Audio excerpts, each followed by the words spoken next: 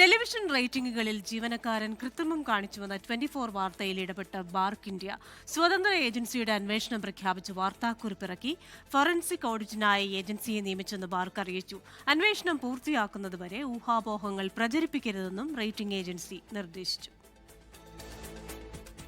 BARC data അട്ടിമറിക്കാൻ കേരളത്തിലെ ഒരു ചാനലുടമയുടെ അക്കൗണ്ടിൽ നിന്നും ബാർക്ക് ജീവനക്കാരൻ പ്രേംനാഥിന്റെ വാലറ്റിലേക്ക് കോടികളെത്തിയെന്ന 24 വാർത്തയിലാണ് ബാർക്ക് ഇന്ത്യയുടെ നടപടി. വാർത്ത ശ്രദ്ധയിൽപ്പെട്ടതായും വിഷയം അടിയന്തരമായും സുതാര്യതയോടെയും കൃത്യമായ ജാഗ്രതയോടെയും കൈകാര്യം ചെയ്യുമെന്നും ബാർക്ക് ഇന്ത്യ അറിയിച്ചു. വിഷയത്തിൽ സമഗ്രമായ ഫോറൻസിക് ഓഡിറ്റിന് ബാർക്ക് ഇന്ത്യ ഉത്തരവിട്ടു. ഫോറൻസിക് ഓഡിറ്റ് നടത്തുന്നതിന് സ്വതന്ത്ര ഏജൻസിയെ നിയോഗിച്ചതായും ബാർക്ക് ഇന്ത്യ വാർത്താക്കുറിപ്പിൽ അറിയിച്ചു.